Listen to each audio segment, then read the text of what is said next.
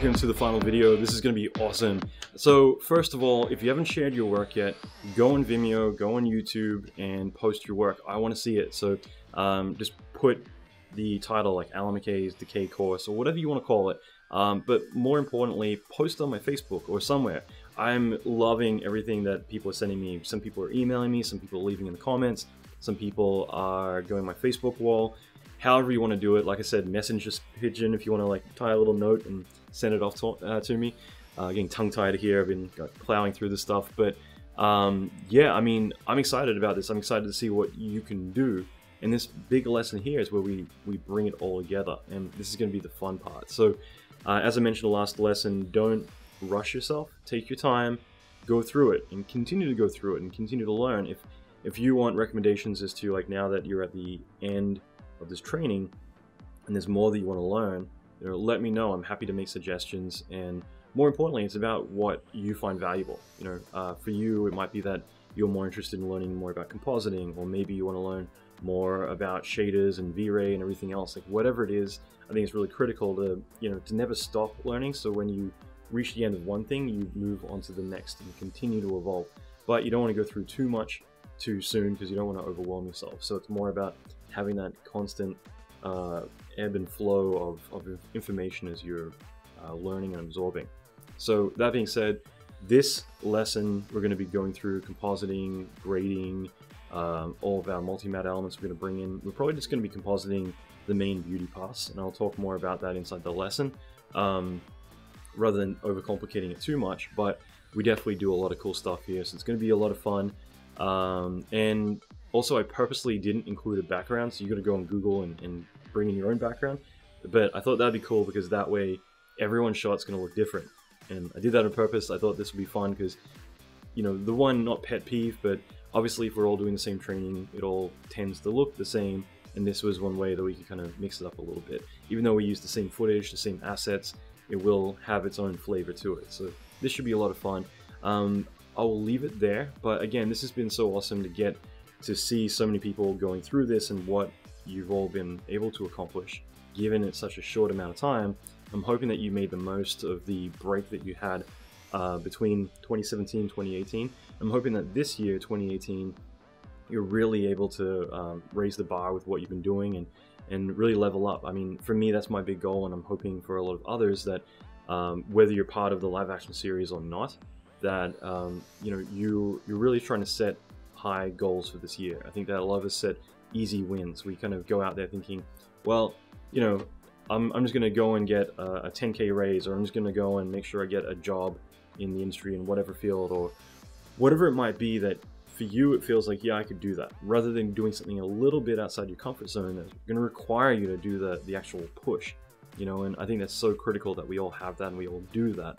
So keep that in mind, okay? But I'll leave it there, so let's get into this video. I'll be back at the very end. So we still have a few videos to go, but obviously so much more still to cover. This is an infinite process that I feel the more time we put into bettering ourselves, the more opportunities we create for ourselves. Nothing replaces hard work, discipline, and dedication, and even putting in 2 hours a week to better ourselves and put our skills up will noticeably impact your opportunities. Throughout this training, you have not only created effects, but also composited, lit, rendered, and integrated your elements and learned to work in a real studio workflow and know how to handle entire shots. On top of this, last video, learning to optimize everything and keep things fast, and how critical that is in production to work the broad strokes approach can allow you to get fast turnarounds and reduce the mistakes and make more time for yourself to finish your shots. I'm throwing as much information at you as I possibly can in such a short amount of time. So imagine what I could do if I had a year with you. And imagine if I got to talk with you regularly every week during that year, and you got to jump into a live chat room dedicated to the specific training you're doing, ask questions in real time and then get them answered, or better yet, a private Facebook group, wiki, forum, all of these things that continue every day to build, grow, and expand. For me, the best experience I've had is getting to do regular live sessions and review your work with the entire live action series class. Whether you log in the morning or night, there's multiple live sessions on those designated days, so no matter what time zone you're in, you can always find one that suits you.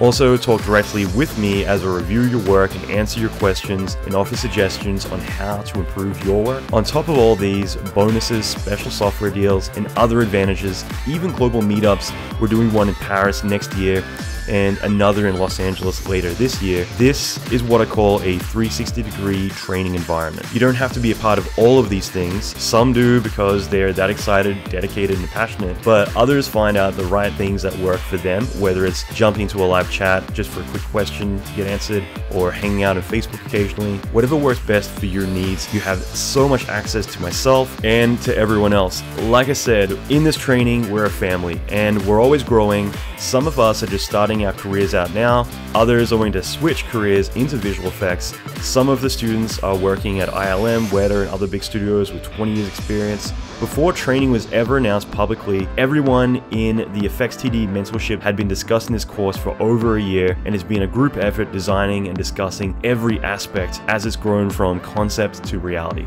Because of this, everyone in the mentorship has had the chance to sign up ahead of time so they could secure their spot. Amazingly, almost everybody has decided to continue their journey into the course, and the downside is, because of this, there aren't that many positions available to you guys in the public. So if you want to take the next step and not miss out on this opportunity to be part of the journey together over the next 12 months, this is your moment to do something. So be ready to jump on this opportunity to get out of your comfort zone and do something big that you can look back on as one of those moments that changed your life, impacted your career when you look back even 3 months after joining us in the live action series.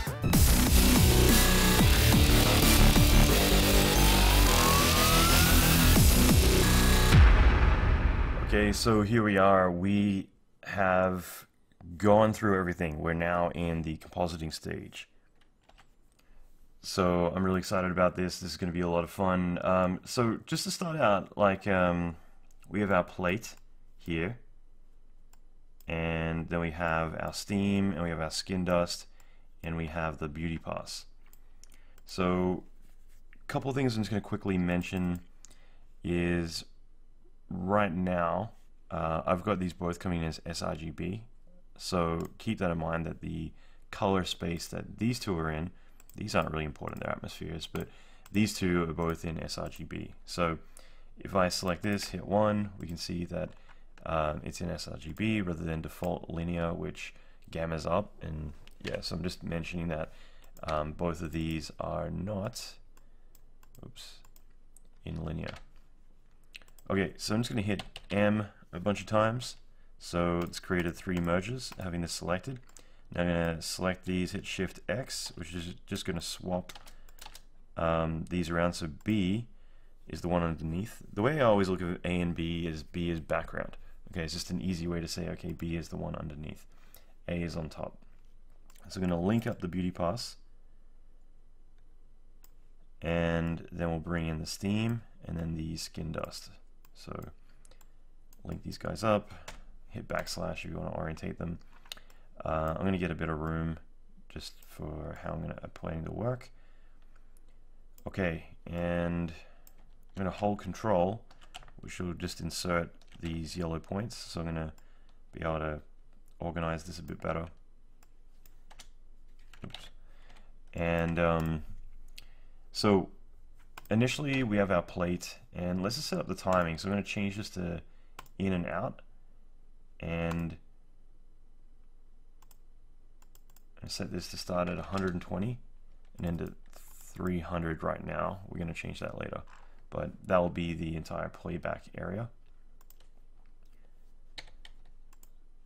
So we got Nick's amazing acting going on here, and so for anyone who doesn't know, this is Nick Nakadede. He was one of the heads, like really high up in the 3D technology department for Nike, which it was funny. I actually bumped into him with a few of the Autodesk and Apple team I was out with last night, and yeah, I randomly bumped into him at a grocery store, and yeah, I guess he'd been keeping tabs on some of the development of this, so you got to see his face beginning to fall off. So I'll have to show him the finished results.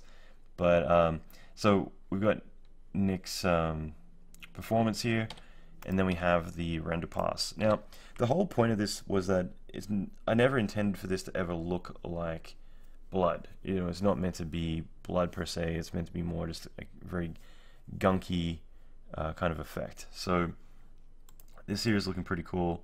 I like how it's turned out. I definitely would like to rotor the sleeve, you know, or have created 3D geometry for the sleeve, just so that way we don't have the saw coming out a little bit of the sleeve at the top. But anyway, it's totally fine. But the pass itself is looking good.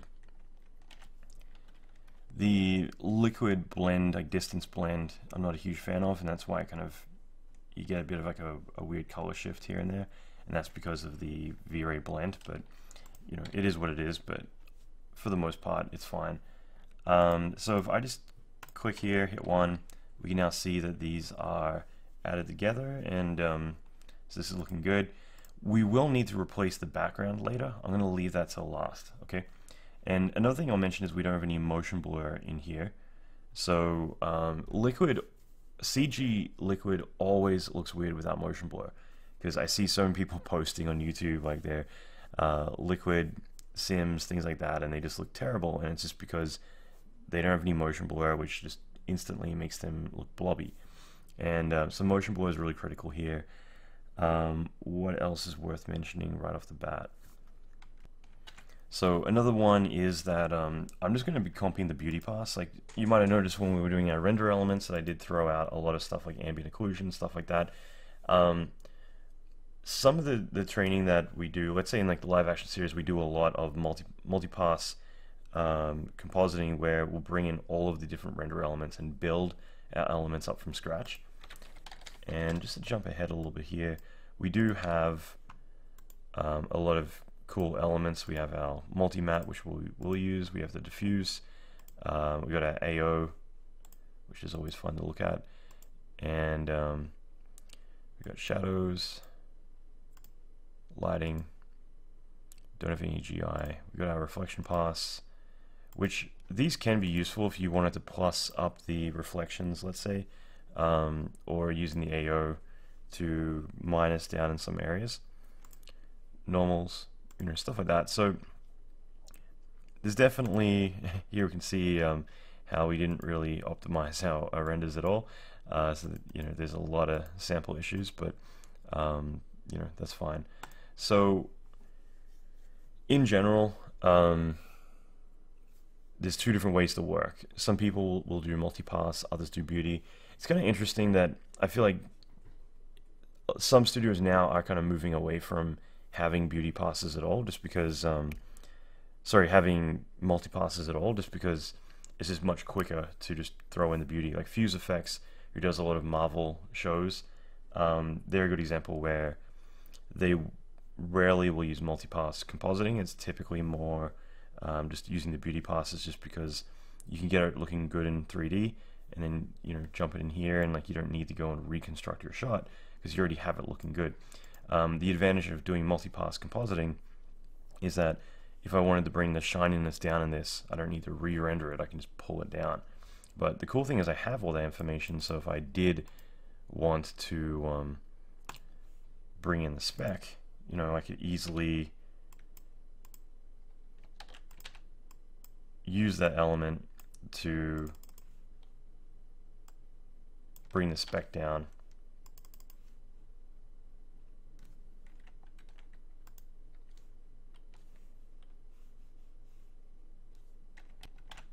Actually, this is a terrible example because it isn't actually that strong, so I need to bring it up quite a lot just to get that result. But yeah, then you can, you know, pull it back if you needed to.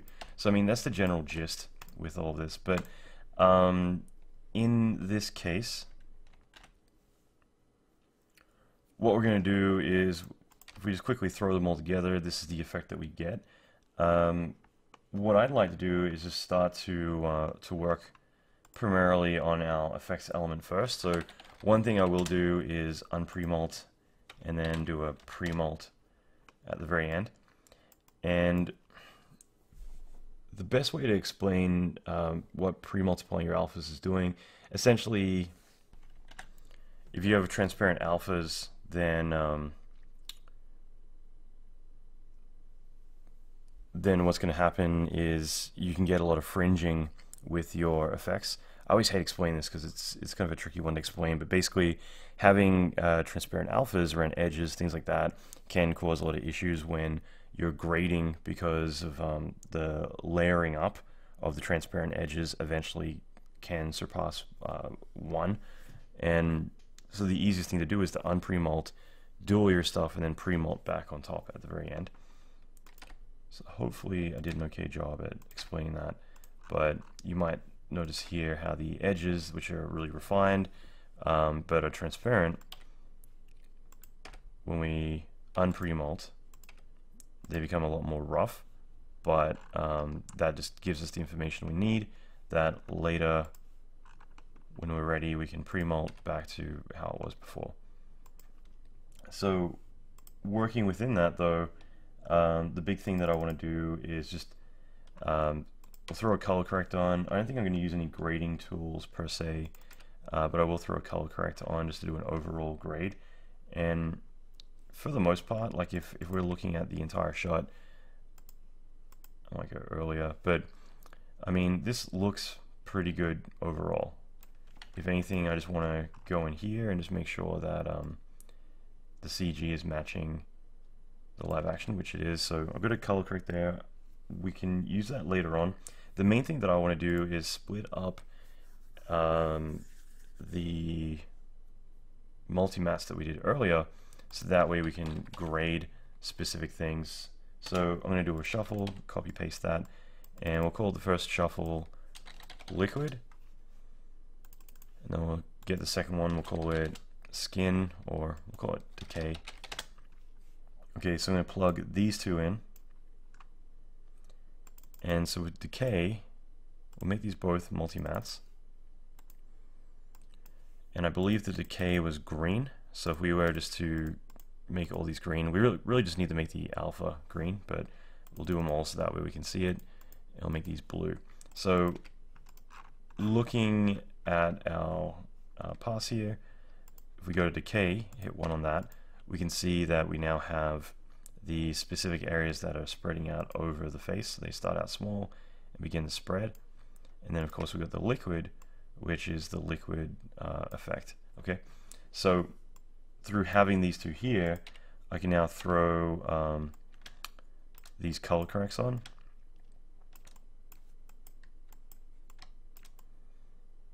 And let's call one of these CC underscore decay,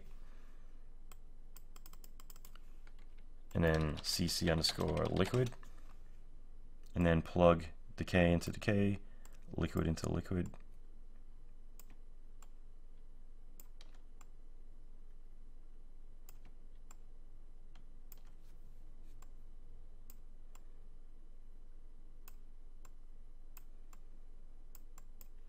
Okay,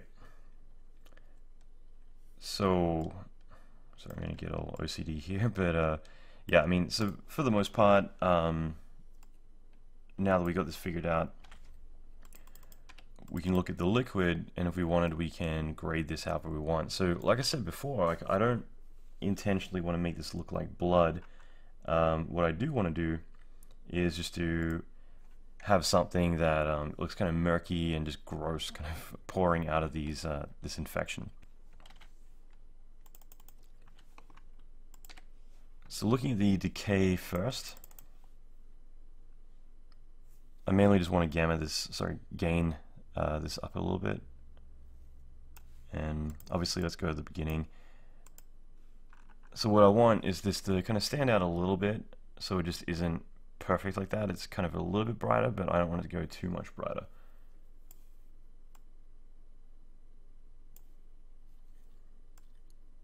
And just by adding more contrast, we're just going to make this look a little bit more gross.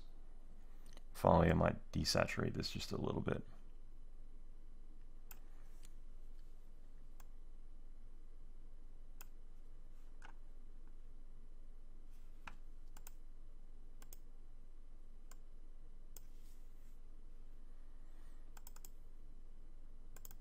So the liquid is mainly one that I want to do a bit with, and the main thing is I actually want to contrast this down big time.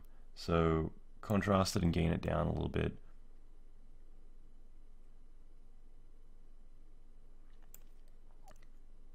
by contrasting it down, what we're doing is we're losing a lot of the spec, but you know, we're just essentially kind of crushing everything down a little bit. But I think that it will help kind of make it feel more murky, which is kind of what I'm going for. And same thing with the shadows. I'm just going to crush the contrast in that a little bit, and we'll just push the gain and alpha up a little bit. So all we're doing is we're just getting something that's a little bit more murky overall, so it doesn't look so much like blood. I think there's much, yeah, we don't have any bright information. Sorry, so yeah, we've got stuff like this. If we wanted to, like if we wanted to really flatten it out, you know, we've got that option.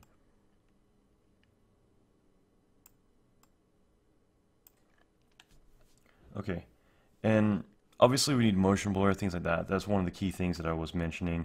But what we can also do is, if we're just looking at this pass by itself, we do have like a lot of green spill coming onto the back of his head, and also the match move wasn't perfect, so there is some green there, so we're going to need to fix those things.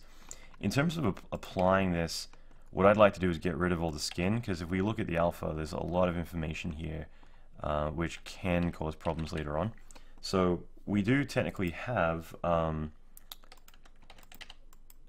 the green pass, which it is what it is. So like, you know, we have that there, but what I'd rather do instead is just get these two here, do a merge, and go liquid and decay, and then we'll just plus these on each other. And that way, instead of just having the liquid or the decay, we'll have the two of them to add it together. Okay, so we've got that there, and then what I'll do is get our mask. So if we were to look at our raw pass right now, we do have a lot of leftover stuff. There's a lot of noise and other junk in here, which you know, can cause problems later on. So I want to try and clean that up, and it's just probably going to be easier to use these two combined. So what I'm going to do is do a shuffle copy, drop this in, and then link it in here. So I'm going to hit Shift X, so we got 1. 1 is going to be here, 2 is going to be here. So all I do is say RGB, so get red, green, blue from there, and the alpha from 2. Now if we look at this together, that's what we get.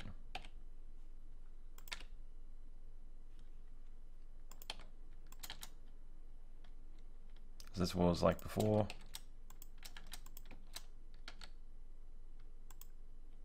And that's what it's like now. So just a lot cleaner. The alphas, everything. Okay, so that's pretty much our whole comp flow for what we're doing. Like I said, you know, like we're not doing too much. You know, we've already got the skin and everything set up, so we can't really break away from that too much. Like if we were to, like I wanted to have this color correct here just in case we did want to do anything overall with the elements, but ideally we want the match, the grade to match as much as we can with the skin. So we want to keep it as is. But you know, as it goes on, we color correct the liquid, and then you know, we also really kind of affect the decay as well. Okay, now with the skin, which I'll probably jump onto first, with the skin, I really just want this to, like, I like the idea of this element, but I know it's also very kind of distracting. It's a little bit crazy, so I definitely want to tone this back. That would be my biggest goal. So I want to crush the colors a lot. But for the most part, I'm going to bring my contrast down just a little bit. I usually don't pull contrast back too much, but with this stuff I kind of feel like it might be beneficial for it. Same thing, just slightly desaturate it because it definitely feels a little bit too yellowy. The gamma, I'm going to pull this stuff right back, and then just gain it back up a little bit. Okay, and the main thing is just getting the dark areas. I just want to pull those back up just a little bit, not too much, but just a little bit. Just so that way we get a bit more kind of contrast in here. So the darks are definitely the areas that there's not that much information, so I want to kind of pull that back in.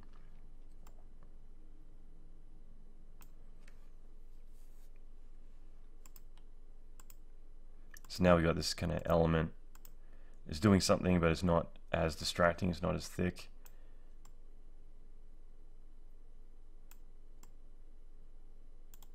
It's not really doing too much. Okay, so, you know, for the most part, we'll do that. If we want, we could also add like sharpen on here, just because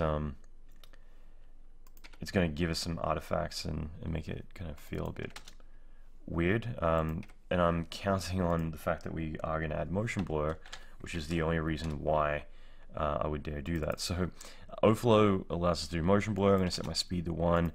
The shutter, we'll give it 4 samples, 0.5 for the shutter time. And that's just my kind of go-to settings for getting good motion blur, which will work well for doing something like this, you know, and just gives us a bit more of a nicer effect. So that's the only reason why I'm throwing sharpen on it all, is just so that way it gets some kind of random artifacts in there a little bit. Same thing with the motion blur here. I'm just going to drop it on the steam. And the steam, I don't really need to do much to this. If anything, I might just shift the colors around a little bit. So we get our gamma. Just going to push this to kind of feel like it's sourcing a little bit more from here.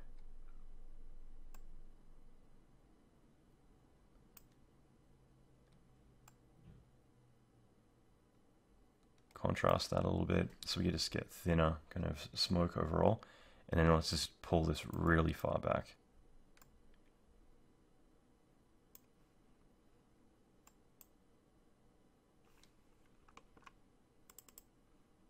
So that'd be the main thing. Obviously having motion blur is really critical for this one, but I don't want these effects to be too distracting, because like we've already got so much going on.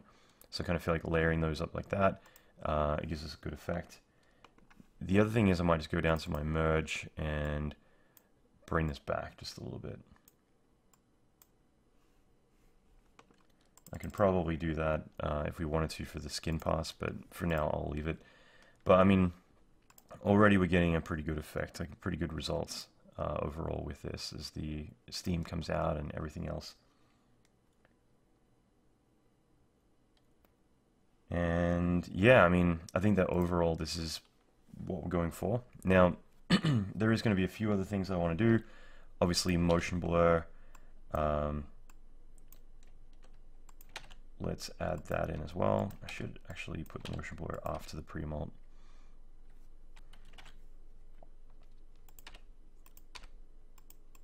Now, one thing I'm just going to mention about the motion blur is that this overflow is mainly going to affect the skin and things like that. It's not going to work very well for the liquids, because the liquids change shape so drastically every single frame that it doesn't really have much to go by. It won't be able to track it very accurately. So I have motion blur there more specifically for the edges and just for the masks in general, and not for the liquid. For the liquid, we're going to have to do things a little bit differently. And so what I want to do with that is I'll get an overflow, I'm going to put it here. So it's kind of weird doing multiple motion blurs like this, but I'd like to have control over the individual motion blurs for these overall. But then what I want to do is I want to set one up specifically for the liquid. And so this one, instead what I'm going to do is I'm going to give it 20 samples, and the main thing is going to be to set the vector detail to like 1,000. And so it's more about tracking the actual liquids itself. So if I were to turn these off for a moment, this is what's going to give us at least some motion blur, as you can see. So it's not so much about shutter samples as it is about having quantizing the pixels and getting more information to actually track. So that's going to be a little bit slower overall, but it's going to give us some motion blur for this. So this isn't the most attractive workflow, but is what we will work with. Now, I mentioned this at the very beginning also, that I'd always intended for this to be at 48 frames a second, okay, or at least a bit faster. I didn't want it to be at the speed that we're currently at, but I figured we might as well do that later on in the comp. So I'm not going to speed it up to 48 frames a second, but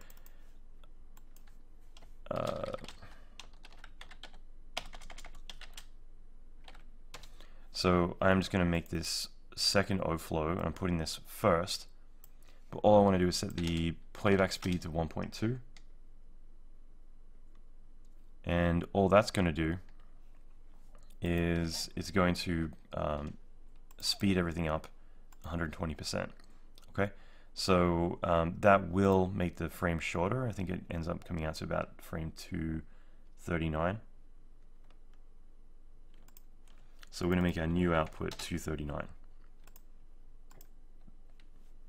So 120 to 239, and that should be sufficient. I'm sorry, I just realized it should be 1.5, so we want to speed up 150%, and that will get us to 239. So I like that playback.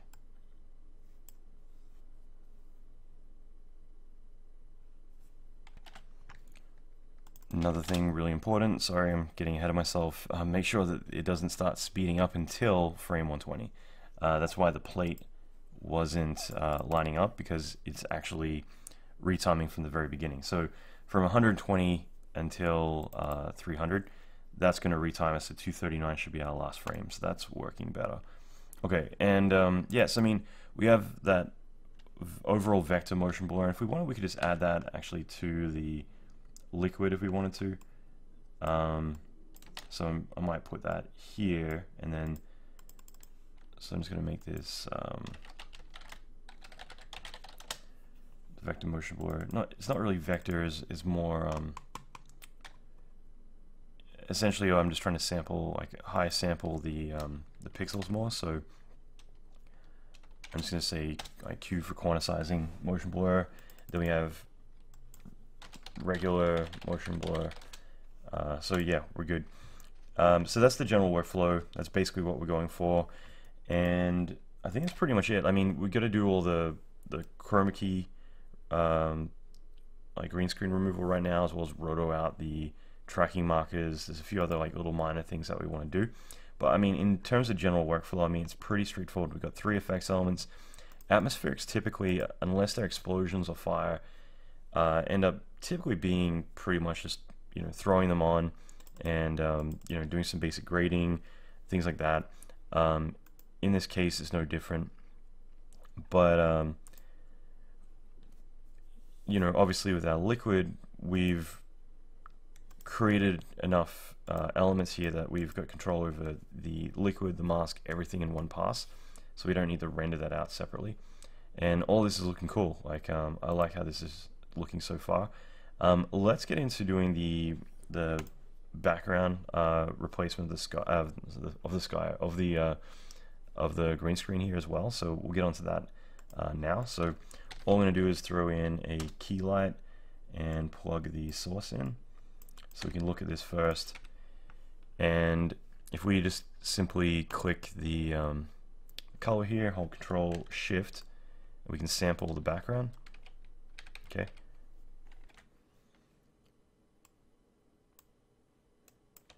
And I might actually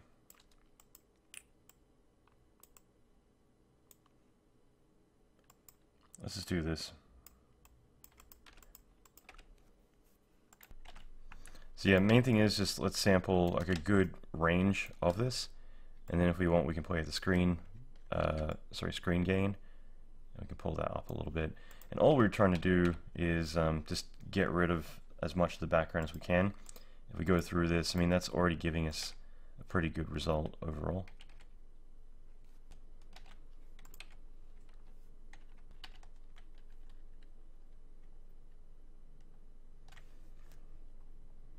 Before we go any further, let's set up the background as well. So I'm just going to do, for now, a checkerboard.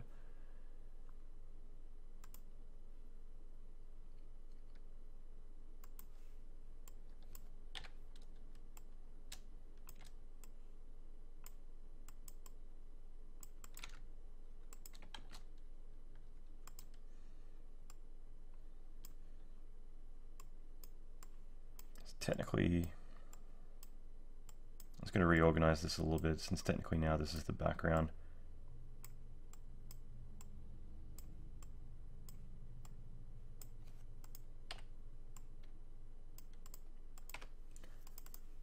But just to look at that, I mean, typically there's, you know, we got to do a bit of balancing out here, but typically I might do like a soft key light as well as a hard key light, depending on whether it's spill or other things like that.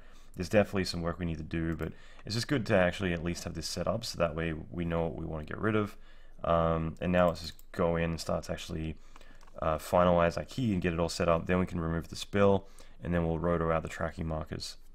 Okay, so let's dive into this. I'm going to kill that key light for a second and turn off my motion blur, just because, as I mentioned, this motion blur is kind of slow. This is the 1000 sample one, and so I just want to get that quick feedback.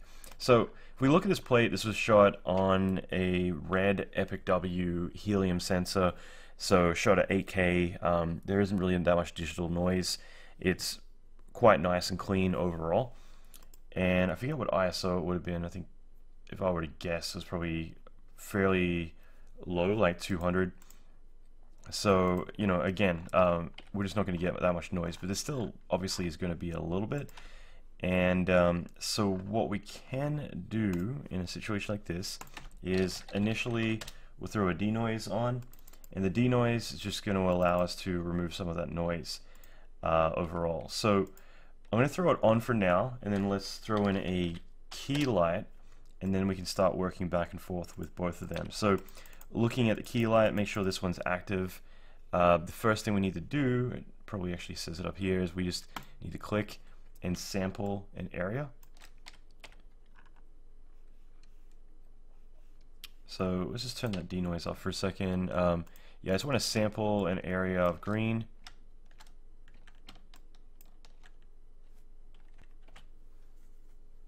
There we go. Don't know why that wasn't showing up a second ago, but anyway, so yeah, I just want to drag it over until, if I look at the alpha, I just want to get rid of as much of this as I can.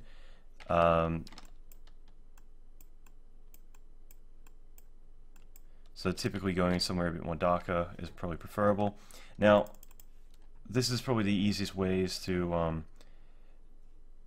now move the mouse over somewhere and just kind of see where we can get a bigger patch of noise. And we obviously don't want, like, it's very easy to say, okay, great, let's just, you know, crank up our settings and get really good results. But we got to look at Nick's face here, and that was one thing I thought, like, I really liked, is that his face does have a lot of character to it. It's got a lot of texture. There's a lot going on. So by having that noise, we lose a lot of that, and we don't want that to happen. So we're going to do our best to work around that. First, I'm going to set the source to digital. It doesn't really matter in this regard, but it's just kind of looking for, like, what kind of noise should it be really trying to deal with. And beyond that, like, you know, let's just lower the amount of noise that we have quite considerably. However, we can bring the roll off up. So we'll bring it up to 5. We'll just make that an even 0.2. Smoothness is good. Luminous blend, we'll just keep that at 1. I mean, overall, we're just trying to get something where it's removing a lot of the noise. So if we got rid of that, we can see it's kind of crazy. But there, we're not really losing much of his face, which is the main thing I'm concerned about. But we are softening that out quite a lot. So going back to our key light now, we still want to get rid of a lot more of the background. So we can do screen gain, and that's going to, you know, help a fair bit. Just bring it up a little bit, and it's just going to contrast up the alpha a little bit. So that could work out a little bit. I'd say screen balance is just going to go either more red or more green. So we can use that to kind of help suppress a bit of the green to get rid of that spill. So that could work out pretty well as well. So screen matte is more to do with our alpha. So if we're to look in here, this is where you know, a lot of the magic is going to happen. So we're able to kind of make sure our whites are opaque. And this is why, in fact, I'm going to keep it as is for a second. This is why it's important, if we were to look at this right now, these are not all whites. So at least in the alpha, like, you know, obviously we can see there's a lot of transparency, so we can reintroduce or clamp the whites to bring that all back in.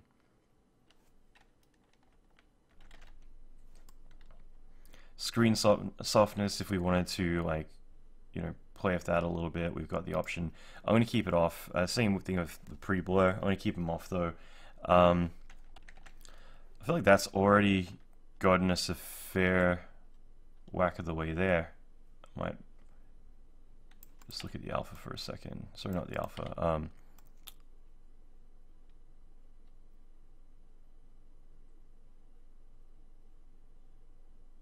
Keep that around like 0.3, 0.4 around there. That's actually worked out pretty well, and like I don't really see any spill or anything, so I think we're pretty good overall.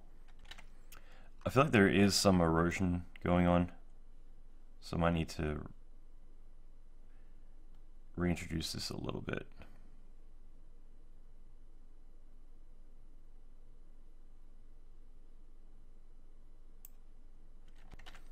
So finally, I might just do very, very gently a little bit of screen softness, like 0.1.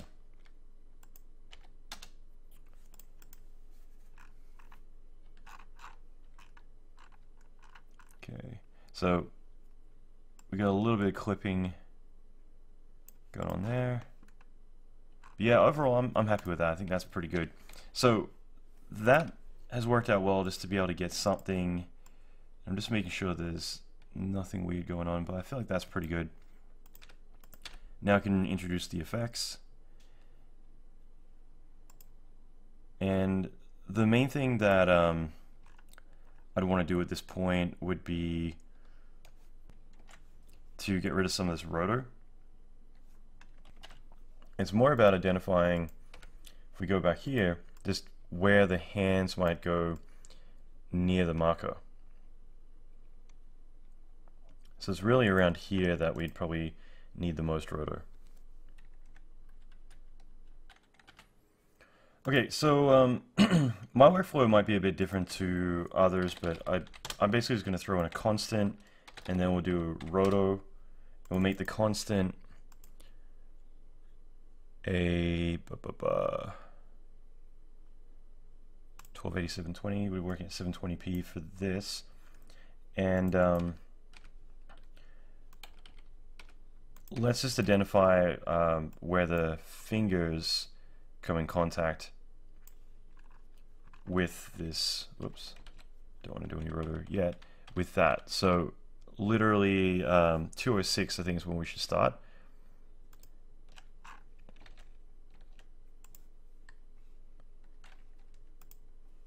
Alright, so I'm going to hit Control Alt and just Control.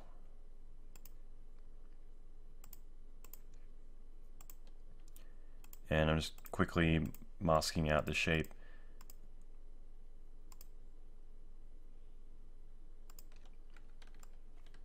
I'm just going to select my points, hit Z a couple of times. And I don't actually need this many points, it's kind of overkill, but it'll do. And just FYI, I'm not some roto god.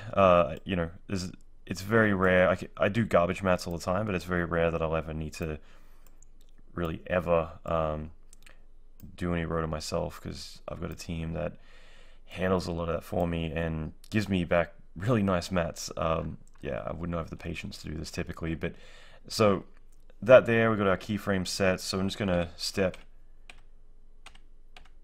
forward till about there, basically till the head change, like the direction changes, and then to shift this into place again.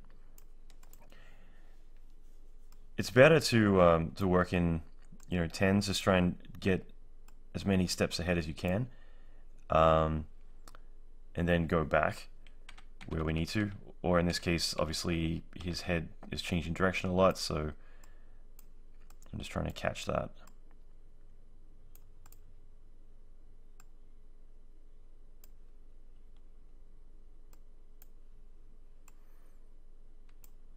Yeah, we don't need all this stuff here, so I'm just going to move that out of the way. Because I just want to make sure I'm not, I'm not accidentally eating up any of his fingers or anything. Alright, so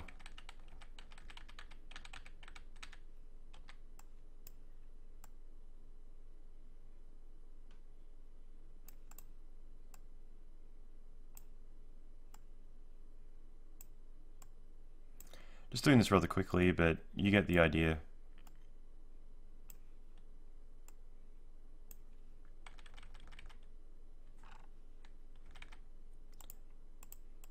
And just checking whether, yeah, we're clear after that. So now that we set the initial keyframes,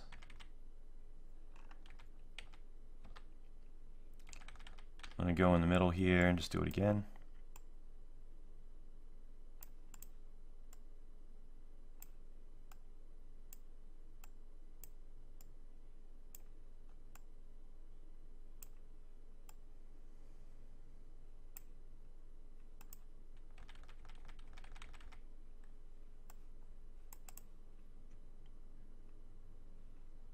That's good overall.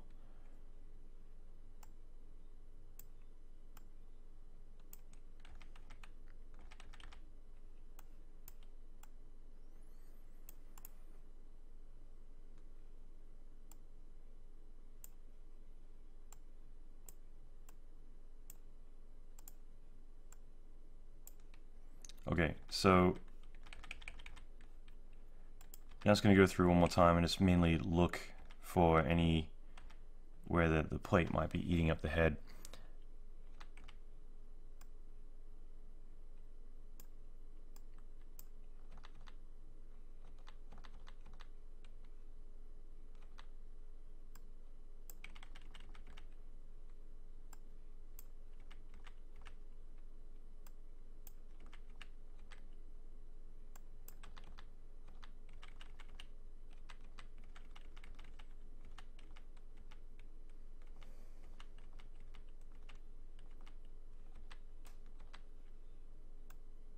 So I think we're in a pretty good spot. I don't need to noodle this much longer.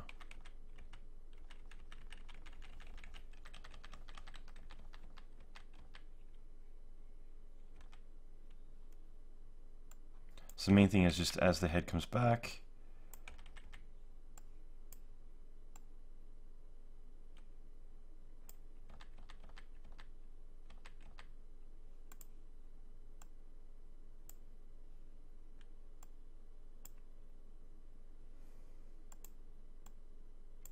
it's definitely not my finest work, but we're almost there.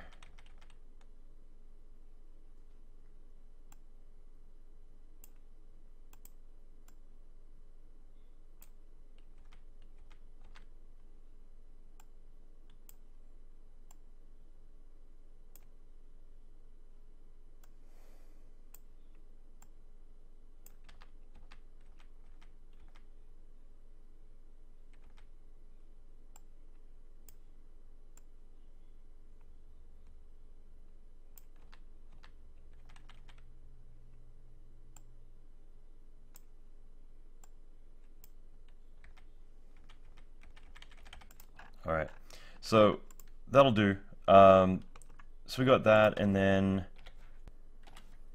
I'm just going to do a rectangle.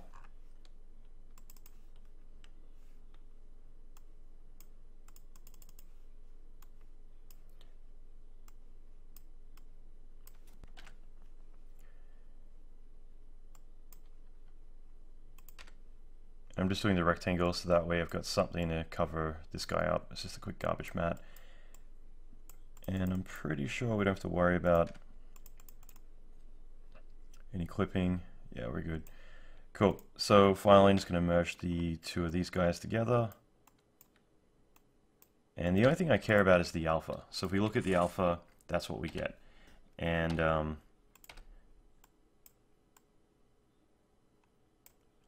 So with this merge, I'm simply just going to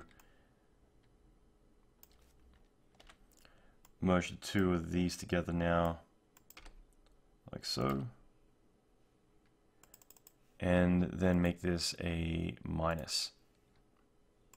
So all we're doing is we're getting rid of any shapes in there, but they're still showing up. So now we're going to need to pre-multiply this, and that's just going to kill anything that's not inside of the alpha. Okay, so that's what we end up with. We still have some contamination up here as well. So I mean, if we really wanted, whoops, I could probably just do that, you know, just to take a shortcut. But yeah, this is what we'll end up with. And I do notice we again have that color. I might just go in one last time and pull that back.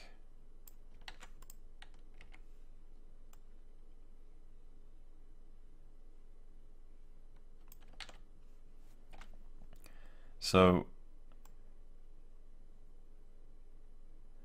I'm going to bring my clip in a little bit, but I'm going to use the rollback. And this essentially is going to kind of blend back in a lot of what these two are doing. But we still have a little bit of this up here, and I'm wondering whether that's, yeah, that's my rotor.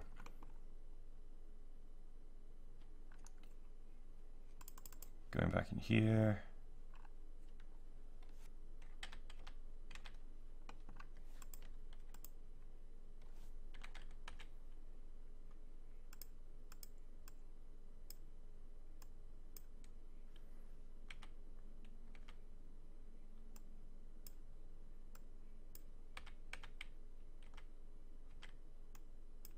So you're gonna get a little bit, and like, you know, I can either be really finicky about this, or what I can do is, I'm just gonna flesh this out a little bit more, blur it and erode it.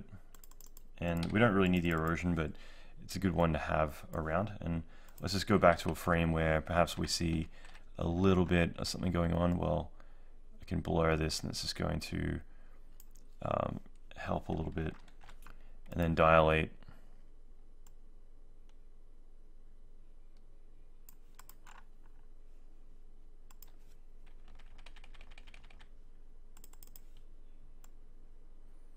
So the main thing is just with the dilate and blur, it's just they're good overall because I can easily animate these where I need to, you know, rather than doing it on specific individual points, which when you're doing roto, you're going to be running into that a bit. Yeah, I cranked that rollback a little bit too much, but anyway, we're in a pretty good spot now. Just going to get the screen, bump that up a little bit. So I'm just tweaking this ever so slightly. This is my erode. Yes, that'll do. I mean, obviously, you know, I can put a bit more care into it, but overall, I think this is working out pretty well. There's a little bit of a glitch, stuff like that there, but I'm not too concerned. Okay, so I still see it a little bit there, but overall, I think we're in a pretty good spot with this. We've managed to pull a key and get all of this looking pretty good. We do have this alpha, which isn't the greatest. So this is what we should end up with after the pre-multiply. There is a weird result, and this is actually beyond me why this is happening. So if anyone actually knows, I would love to know myself, just because at first glance I'm like, what the heck is going on? So that's kind of interesting that like nothing is there unless it's outside of the image space. But anyway, so as soon as I do that, that gets introduced. However, I can just mask that and we're good. It's just weird. I wouldn't have expected that. Anyway, so that being said, we've got our perfect character. We've got this together, and then we can introduce our effects, our steam, our skin, and then we have the speed up. And of course we have that motion blur there, so don't forget that.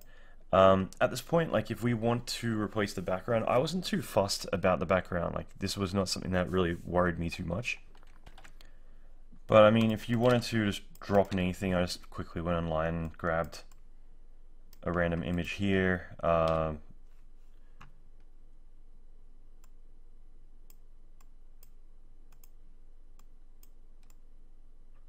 Make it a bit blue to focus. More importantly, reformat node, make sure it's 720.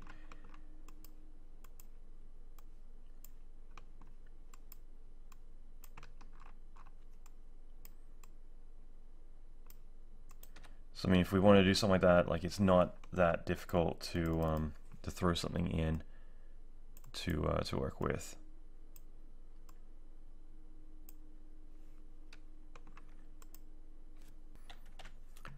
So whatever we want to do, like I said, I'm not really fussed about it, but I mean, overall, we've got a full-blown visual effect. We've managed to do all the chroma key for, do all the liquids, do everything else. If we were to use a background like this, I'd probably just bring the red back a bit because it's a bit of an odd color to have in such a cool environment.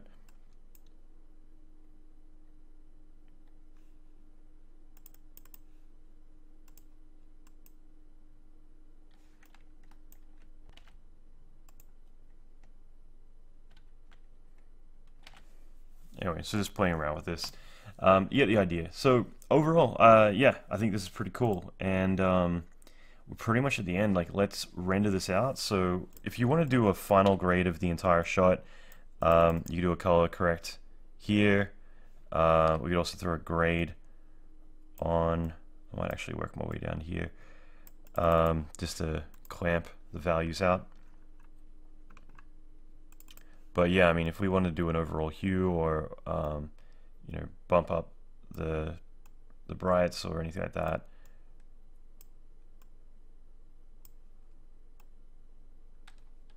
I don't really have that much. Like, it's all pretty much darks and mids. But anyway, that overall is looking pretty cool.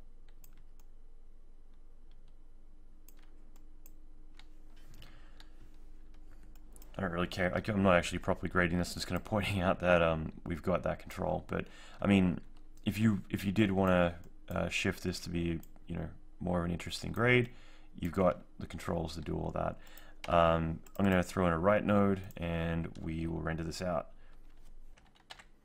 So hit render 120 to 239, and before we do that, let's just turn our motion blur on and we'll check out the final result. So here is the finished result. So this is looking pretty cool. It's definitely been a lot of hard work, but it's definitely paid off in the end as well, getting to see the finished results here. One thing I did want to quickly mention is that there is a couple of frames where you might see a little tiny bit of green spillage. I'm trying to find a good frame. There's a couple of things I just want to point out, like little glitches that I want to go over. But yeah, you might see there's a little bit of green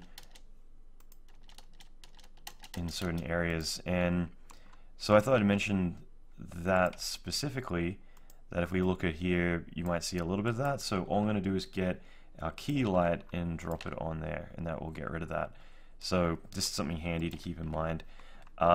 Beyond that, there is a few minor areas where his collar is still playing up, and it's just literally a matter of going in and just playing with our key light and just protecting some of the inside mask, or whatever we want to do to that. But it's not that big a deal. But overall, I think this has turned out great. I think that all that time and effort we put into this has definitely come together. Here's an example too where this is without the liquid, and I actually can see the spillage a lot more here. Obviously that key light will fix that, but I thought this would be really fun just to do a version where I didn't render the liquid, so we could see all of this together. And there's a few minor things with the track that are a lot more obvious here, just like a little bit of slippage, stuff like that, which I'm not a huge fan of. Unfortunately, match moving the shot was not a fun process. So that being said, I think that this looks pretty awesome, and obviously the final result with the liquid is here.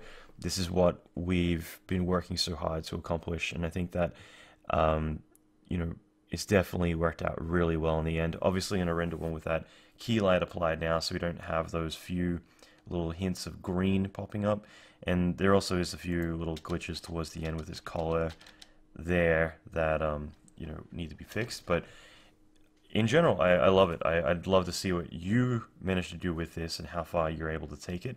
But I think that all the work going through creating the shaders, the particle-driven shaders, driving fume effects with all of that as well, building up all of our liquids, building up all the shaders, the rendering, the lighting, compositing, like all the bits and pieces we've done a lot, we've accomplished a lot, and this is the actual process that I would be doing on any feature film, is going through exactly this, taking it all the way from start all the way through to final.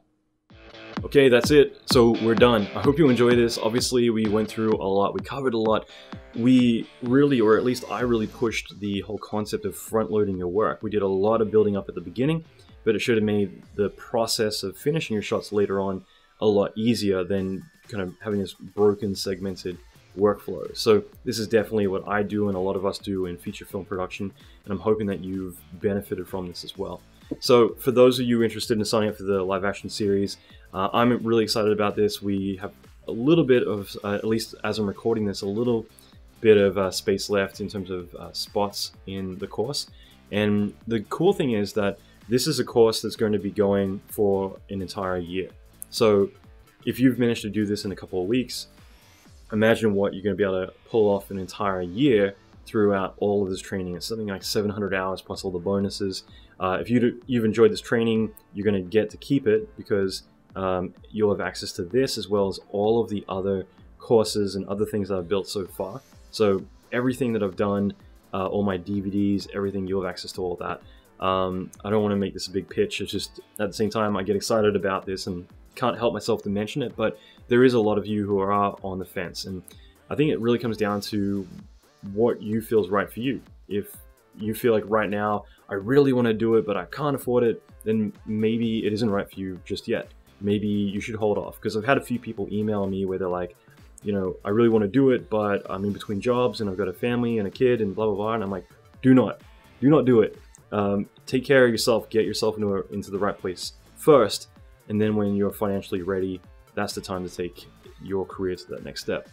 But if you are in a position where, you know, you want to do it, but at the same time it might be a bit of a stretch in one way or another, anything that we're doing, this is a big commitment. Like, you are doing something that is going to require you to log in, to watch the training, to absorb the training, to learn, to apply yourself. I think that the big benefit is all the live reviews that we do, because this is a chance where I actually get to talk to a lot of you. And we also do global meetups. So like in LA and Paris, at least every year, we all meet up and hang out. So if that's something that you're in the neighborhood, you know, we always get beers and catch up. So, you know, I think that having access to someone that, you know, gets to know you and gets to know your, maybe your weaknesses or your strengths and just in general, you know, how you work. It's like having a supervisor you've worked with for a year, because I'm going to be able to push you a lot. I'm also going to be able to look at ways that you can improve or notice trends in how you get stuck as well. So the more I get to know you, the more I get to interact with you, do the career intensives, the portfolio reviews, like everything that we're doing on top of obviously the actual course, which is a year of stuff. We destroy the Santa Monica Pier. We do a lot of character driven effects. The whole head explosion is awesome. I'm really psyched about that one. Doing all the city destruction, you know, we definitely, and you definitely will understand destruction inside out at that point. But in addition to that, I mean, one thing I really like is the fact that a lot of us are starting to go on to Scanline, to Weta, to Pixelmondo, to all these other big studios. And I think it's really cool just to see everyone starting to have the big payoff, like getting the results. Some people within weeks of being in the course, they're already working on Deadpool and other big movies because they were able to, you know, apply what they knew, but now have the footage, the assets, the additional training to really raise the quality of what they're doing. So that way it didn't look like student work anymore, it looked like professional work. Then other people, they need to go through the material, but once they've done it and they're at the end, that's when they've got all of this to show off. And that's when they can finally kind of go out into the world having that confidence and be able to showcase that they can literally sit down and do a shot entirely from the beginning to the end and get it approved. That was the proof that makes it a no-brainer. There's no hesitation. I can't imagine how anyone could say no to you when you're able to show the work, when you're able to say, look, I've done it, I can do it, here's proof. For me, that means like, great, have a seat, here's a shot, here's your deadline, let's get to it. So I hope you enjoyed this training. Again, if you want to join up to the LAS, there's still a few spots available, and I'm really excited about spending the next year getting to know you. At the same time, if it's not right for you, I hope you enjoy this training. I try and do this a couple times a year, just put out as much valuable training as I can. These days, with my schedule, the podcast, everything else going on, it's kind of difficult to contribute such focused content all the time. But that's why Christmas, I wanted to go all out and give you something special. So I hope you took advantage of that. And the fact that you are watching this video right now, it means that you are one of those people who is consistent, who saw things through to the end. And the reward is that you got all of this value, all of this training to now be able to apply to yourself, to your career. And I'm hoping that you're going to email me and let me know how you're doing throughout the year.